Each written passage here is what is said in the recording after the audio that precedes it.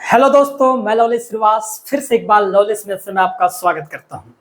दोस्तों, आज के क्लास में हम मॉडल पेपर 2 देखने वाले हैं। कल के क्लास में हम मॉडल पेपर 1 देखे थे।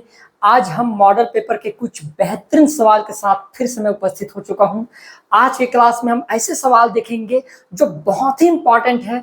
अभी तक वैसा सवाल देखे नहीं थे, लेकिन आज के क्लास में हम बहुत ही मोस्ट इंपॉर्टेंट सवाल हम देखने वाले हैं। क्लियर है? तो चलते हैं अपने सवाल की ओर। आज का पहला सवाल देखिएगा, बहुत ही प्यारा सवाल है। निम्नलिखित कोणों पर विचार कीजिए बोला गया। ध्यान से समझना दोस्तों मेरी बात को, है ना। क्या बोला जा रहा है यहाँ पर? निम्नलिखित कोणों पर आपको विचार करके बताना है। क्या दिया गया है? पहला कथन 15 डिग्री दे रखा है, दूसरा कथन है 20 डिग्री, तीसरा 6 डिग्री और चौथा कथन है हमारे पास दोस्तों ये 8 डिग्री का है। ध्यान समझना मेरी बातों को। अब क्या बोला गया है? इनमें से कौन कौन सा कोण एक नियमित बहुभुज के बाह्य कोण हो सकते हैं। आपको ये बताना है कि यदि मान लो बाह्य कोण मेरे पास 15 डिग्री, तो 15 डिग्री हो सकता है कि नहीं हो सकता है बाह्य कोण, 20 डिग्री हो सकता है कि नहीं हो सकता है, 6 डिग्री हो सकता है कि नहीं हो सकता है, और 8 डिग्री होगा कि नहीं होगा। इनमें से जो सही होगा उसी को आपको क्या करना है? बताना है। अब हम सबको पता है कि नियमित बहुभुज है ना। नियमित बहुभुज मतलब क्या है? यहाँ पर पॉली है ना, हम बोल सकते हैं रेगुलर पॉलीगन के बारे में बात कर रहे हैं ना। रेगुलर पॉलीगन, पॉलीगन के बारे में हमसे बोला गया है कि रेगुलर पॉलीगन होता क्या है भाई? तो हमको पता है जो 3 से अधिक भुजा हो जाए, ऐसे बहुभुज जिनके 3 या 3 से अधिक भुजा हो जाए, उन सभी को हम क्या बोलते हैं? रेगुलर बहुभुज के नाम से क्या करते हैं दोस्तों? जानते हैं, है ना। तब हम कहेंगे कि उसके बाह्य कोण जो होता है, बाह्य कोण ज्ञात करने का फार्मूला क्या होता है? तो रेगुलर जो पॉलीगन होता है उसके बाह्य कोण का फार्मूला होता है मेरे प्यारे दोस्तों 360 बटी क्या हो जाता है? n होता है। ध्यान समझना, ये होता है बाह्य कोण। अब हमारे पास सवाल ये है, यदि मान लो मैं इन कोणों को यहाँ पर मुझे एकदम सटीक डेटा मिलता है, ये आधा काटने पर आधा डेटा ना आए, तब तो हम कह सकते हैं कि रेगुलर पॉलीगन होगा। कैसे होगा मैं उस चीज को बताना चाह रहा हूँ, ध्यान समझना। मैं ये चाहता हूं कि n का पक्षांतर इधर, मुझे तो कोण भुजाओं की संख्या चाहिए ना, तो मैं यहाँ लिख दूंगा n बराबर क्या लिख सकते हैं दोस्तों? तो आप कहोगे 360 बटे बाह्य कोण।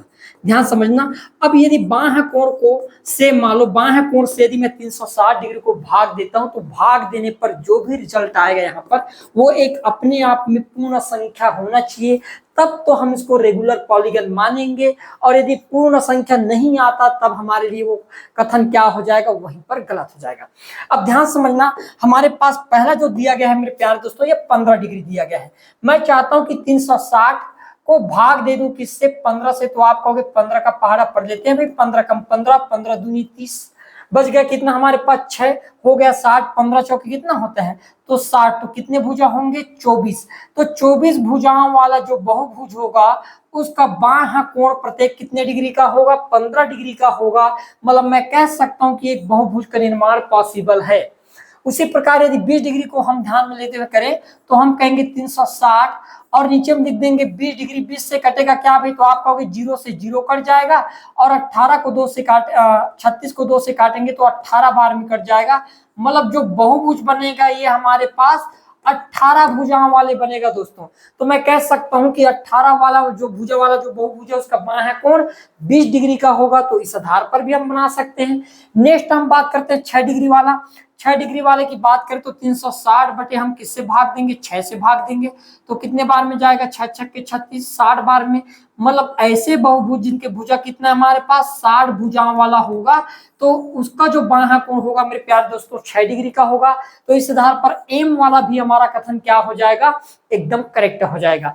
फिर आगे बढ़ेंगे हम 8 डिग्री वाला। तो 8 डिग्री को लेकर यदि बनाएंगे 360 डिवाइड बाई 8, तो हम देख पाएंगे 8 चौके 32, बच गया हमारे पास 4, 8 पंचे 40। तो 45 भुजा वाला जो बहुभुज होगा उसका बाह्य कोण का मान कितना होगा?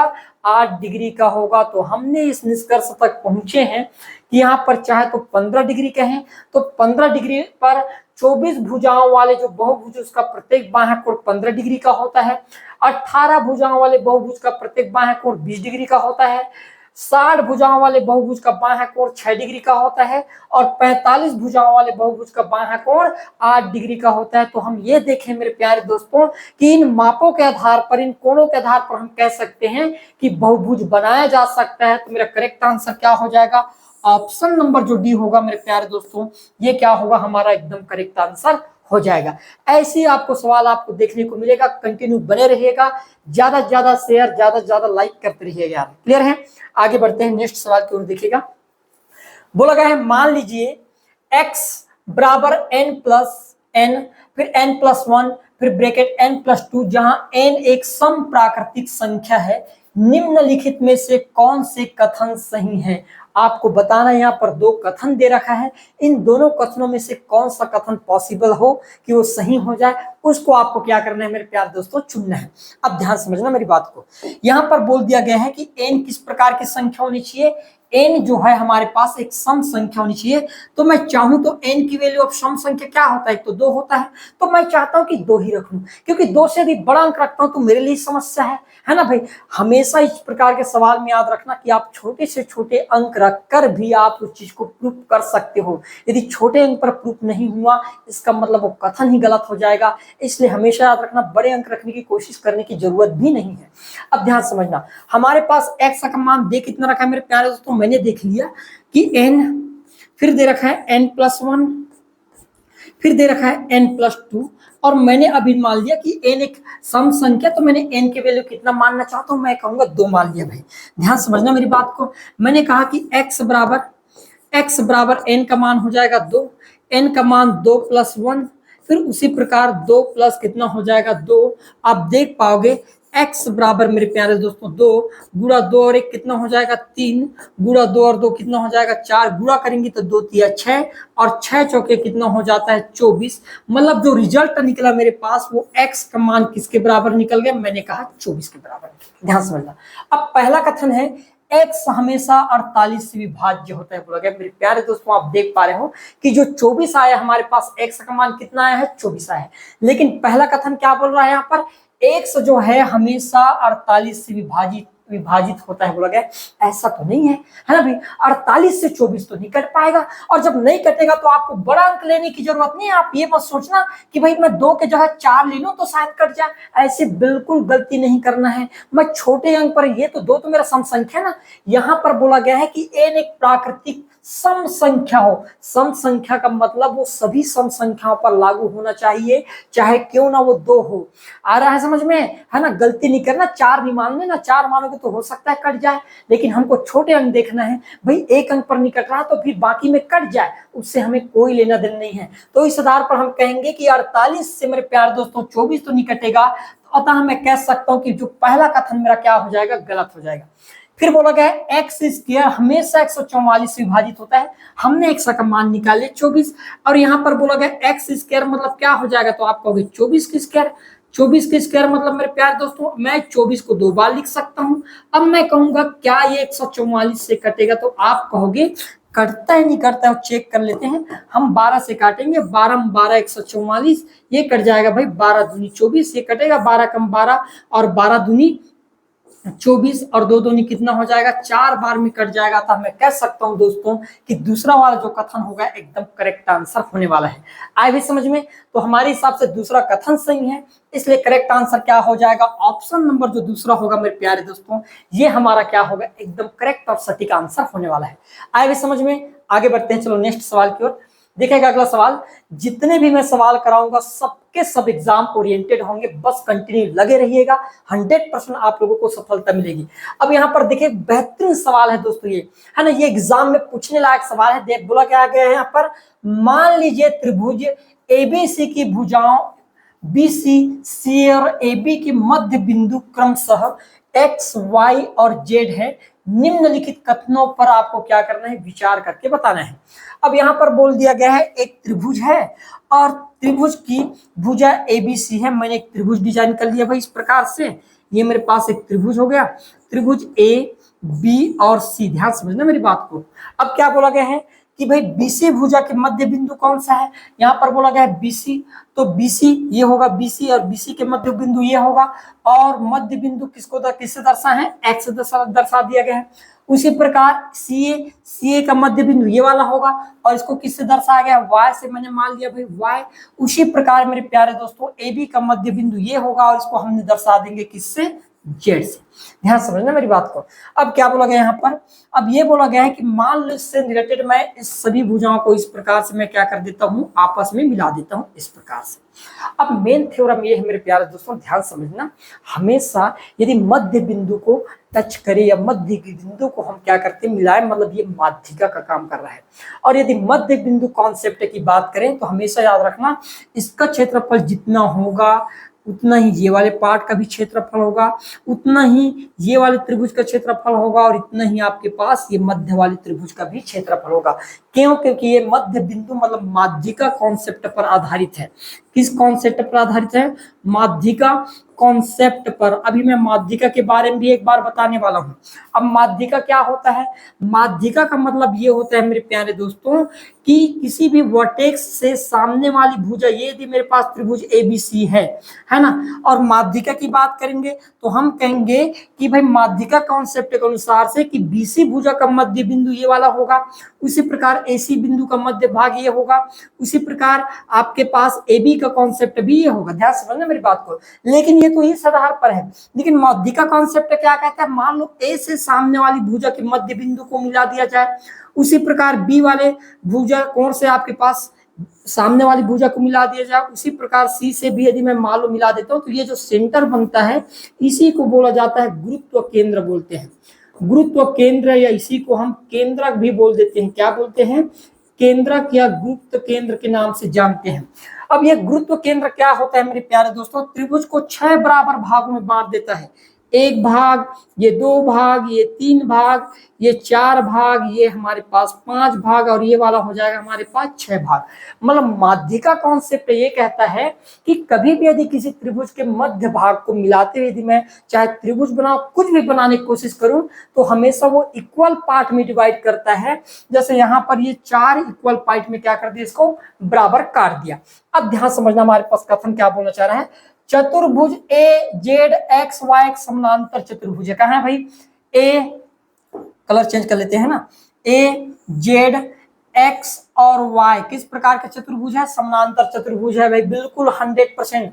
आप देख पा रहे हो समानांतर चतुर्भुज किस प्रकार से होता है, इस प्रकार के चतुर्भुज को हम क्या बोलते हैं? समानांतर चतुर्भुज बोल रहे हैं, है ना भाई। क्यों? क्योंकि ये मध्य बिंदु है ना, हमारे पास इसका मध्य बिंदु ये है, ये इसका मध्य बिंदु है, तो इस हिसाब से क्या हो जाएगा, ये आपस में पैरेलल हो जाएंगे। मैं लिख सकता हूं कि जेड एक्स पैरेलल हो जाएंगे आपके पास ए वाई के। तो इस आधार पर हम कहेंगे कि के वाला जो कथन होगा मेरे प्यारे दोस्तों, ये एकदम क्या हो जाएगा, करेक्ट हो जाएगा।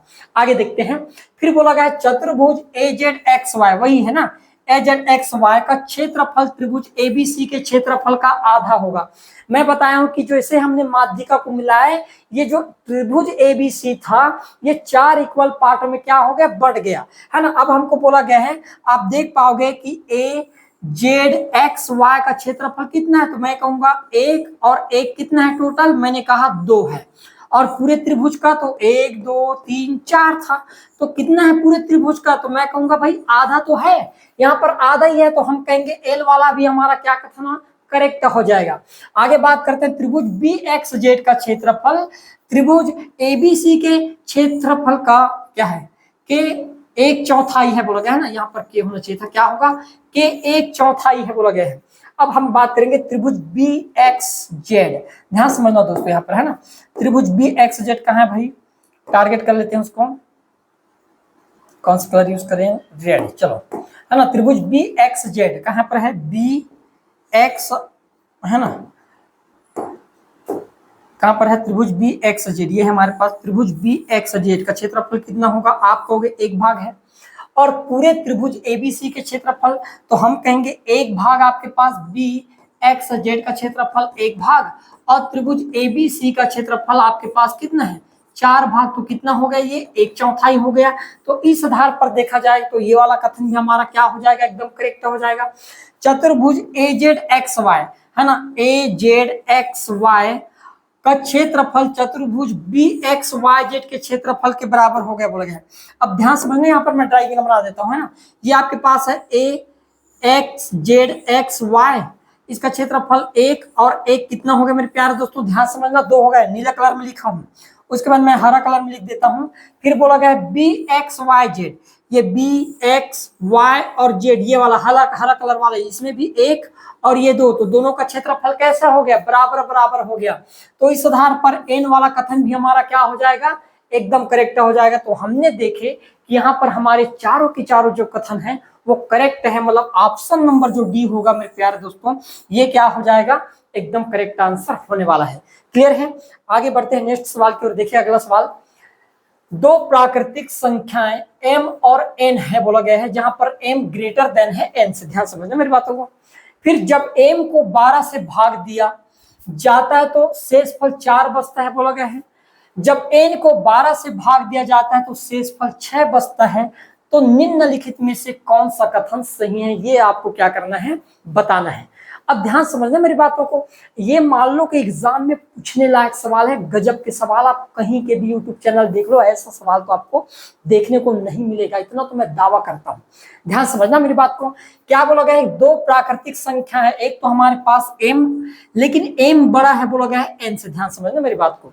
हमने क्या किया, सबसे पहले m को भाग दे रहे हैं किससे, m को भाग दे रहे हैं भाई हमने 12 से, और 12 से भाग देंगे तो शेष फल के रूप में कितना बच रहा है, यहाँ पर 4 बच रहा है। ध्यान समझना, ठीक है। फिर जब मैं n को 12 से भाग दे रहा हूं, n को भी मैंने 12 से भाग देने की कोशिश किया, तो शेष फल कितना बच गया यहाँ पर, तो बच रहा है 6।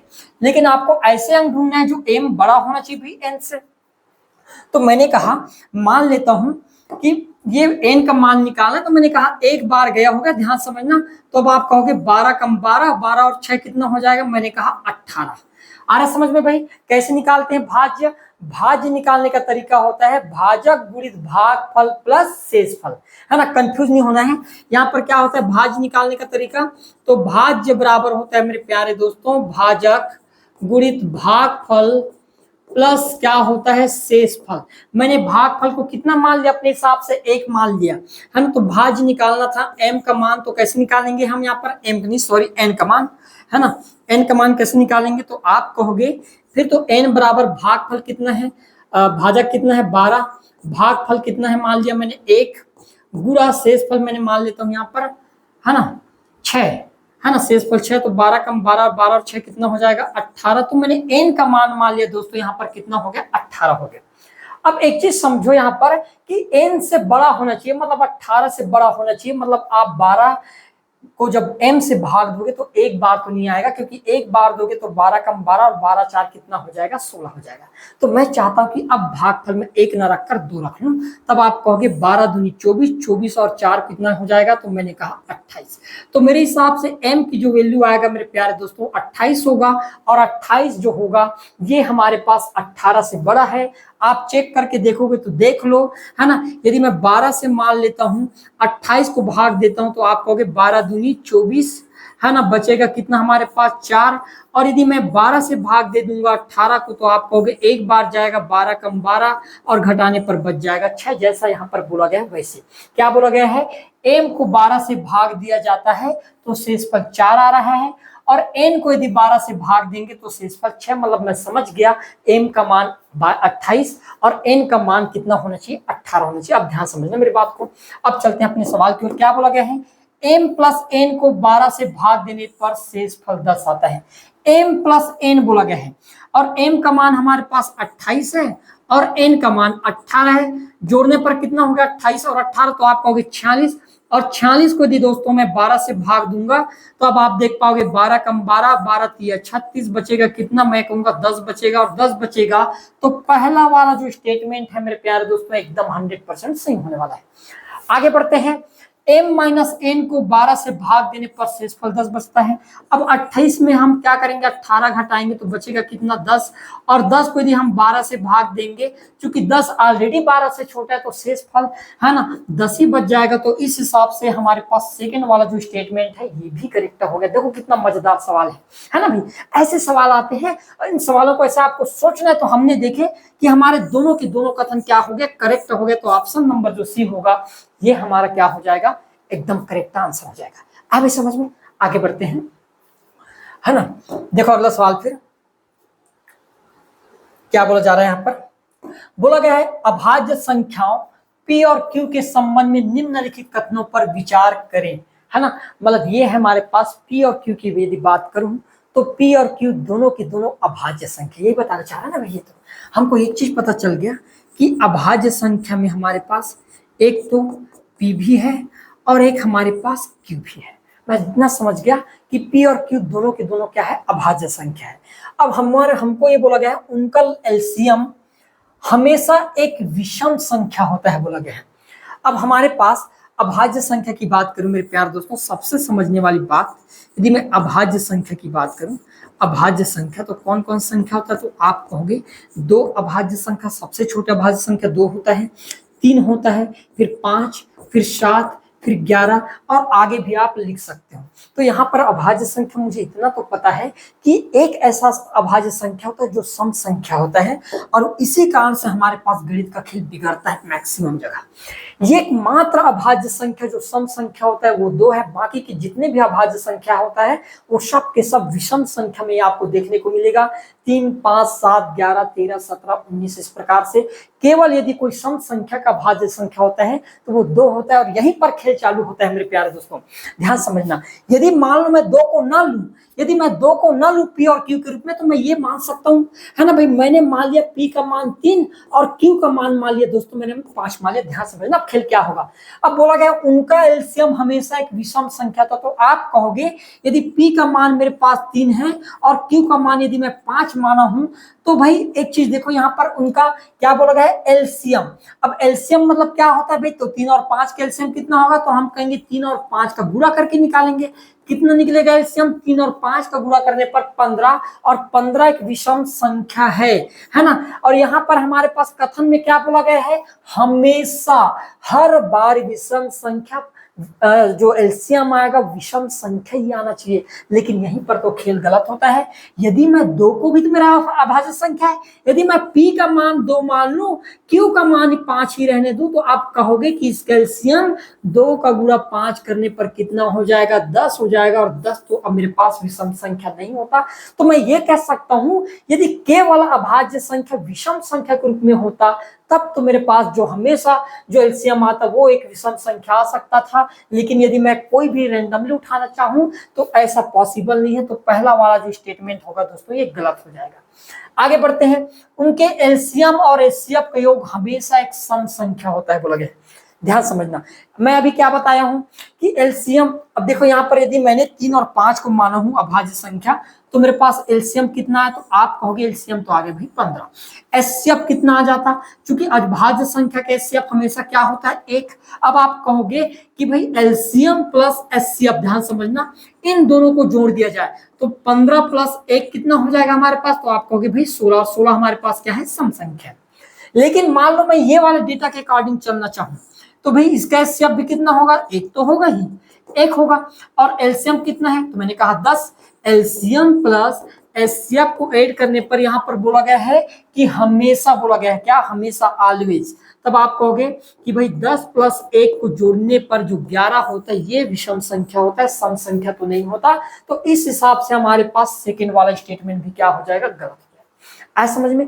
तो हमारे हिसाब से ना तो पहला और ना तो दूसरा सही है, इसलिए करेक्ट ऑप्शन क्या हो जाएगा, ऑप्शन नंबर जो डी होगा मेरे प्यारे दोस्तों, ये हमारा क्या होना चाहिए, एकदम सटीक आंसर होना चाहिए।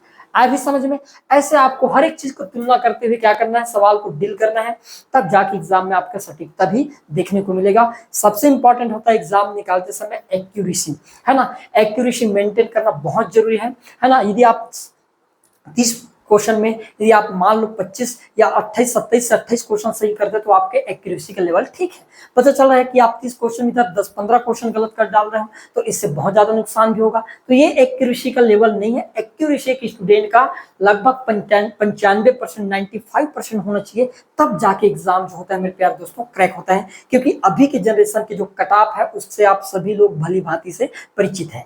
क्लियर है। चलते हैं अगले सवाल की ओर, है ना। देखिएगा जितने भी मैं सवाल कराऊंगा सबके सब एग्जाम ओरिएंटेड और बेहतरीन सवाल कराऊंगा दोस्तों। ध्यान समझना क्या बोला गया है, धनात्मक वास्तविक संख्या x के संबंध में निम्नलिखित पर विचार कीजिए। अब हमारे पास जो संख्या बताया जा रहा है, जो संख्या होगा, नंबर होगा, वो किस प्रकार का नंबर है। तो मैंने कहा जो नंबर है मेरे पास, एक तो पॉजिटिव है, क्या है, पॉजिटिव संख्या है, पॉजिटिव नंबर है। जो भी संख्या होगा वो पॉजिटिव संख्या है। ध्यान समझना। तो यदि पॉजिटिव संख्या तो क्यों ना मैं ये मान लूं कि भाई पॉजिटिव संख्या के रूप में उस संख्या का मान x का मान मैं अपने हिसाब से 1 मान लेता हूं। ध्यान समझना, एक जो है एक मेरे पास रियल नंबर भी है और एक धनात्मक नंबर भी है। आगे समझ में। अब होगा क्या, यहाँ पर हमारे पास पहला स्टेटमेंट ये बोला गया है कि x प्लस 1/x का जो सम होगा ये ग्रेटर देन होना चाहिए 1 से होना चाहिए। यदि मैंने मान लिया कि x का मान 1 है मेरे प्यारे दोस्तों, तो ध्यान समझने यहाँ पर होगा क्या, तब आप कहोगे कि x का मान 1 प्लस 1 को यदि 1 से भाग देंगे तो बचेगा कितना, 1 ग्रेटर देन 1, तो 1 1 को जोड़ने पर कितना हो जाएगा, तो आप कहोगे 2, और 2 बड़ा होता है भाई 1 से। मतलब मैं कह सकता हूं कि पहला वाला स्टेटमेंट दोस्तों करेक्ट हो जाएगा। फिर अब देखो यहाँ पर इतने तक का जो रिजल्ट था कितना आ गया मेरे पास, 2 तो आ गया है। अब इसका मात्र स्क्वायर करना था, तो 2 का स्क्वायर क्या बड़ा नहीं होगा 2 से, तो आप कहोगे 2 का स्क्वायर 4 होता है, 4 बड़ा होता है भी 2 से, तो ये सेकेंड वाला भी मेरा कथन क्या हो गया, एकदम करेक्ट हो गया। फिर यहाँ पर x प्लस 1/x का मान तो मुझे मिल गया था 2, लेकिन बस पावर यहाँ पर 4 का है, तो मैंने पावर 4 का कर दिया, ग्रेटर देन हो जाएगा 9 से, तो मैंने कहा 2 की पावर 4 मतलब होता है मेरे प्यारे दोस्तों 16, और 16 9 बड़ा होता है 9 से, मतलब ये थर्ड इक्वेशन भी मेरा क्या हो जाएगा, एकदम करेक्ट आंसर हो जाएगा। तो मैंने यहाँ पर देखा कि मेरे तीनों के तीनों जो कथन है, पहला दूसरा और तीसरा, ये सब के सब करेक्ट है। अतः ऑप्शन नंबर जो डी होगा ये हमारा क्या हो जाएगा मेरे प्यारे दोस्तों, एकदम करेक्ट आंसर हो जाएगा। तो इसी प्रकार से आपको सवालों को डील करना है, सवालों को पहले अच्छे से पढ़ना है, जो अच्छे से पढ़ते हैं वो आंसर तक भी आसानी से पहुंच ही जाते हैं। इसलिए आपका काम रहना चाहिए कि सवाल को बिल्कुल अच्छे से तैयारी करते हुए आपको क्या करना है, पढ़ना है। क्लियर है। अब देखते हैं नेक्स्ट सवाल, और ये बेहतरीन सवालों में से एक सवाल है दोस्तों, ध्यान समझना क्या बोला गया है, x और y का HCF h है। ध्यान समझना यहाँ पर क्या बोला गया है, x और y का HCF h है। HCF के संबंध में निम्नलिखित कथनों पर आपको क्या करना है, विचार करके बताना है। अब हमारे पास कोई संख्या दिया गया है p equal x cube plus y cube upon x square minus x Y plus y square, और उसी प्रकार q का मान दिया गया है x cube minus y cube upon x square plus x Y plus y square. ये हमारे पास क्या रखा है, दे रखा है। तो p और q का HCF h हो सकता है, p और q का HCF 2h हो सकता है क्या।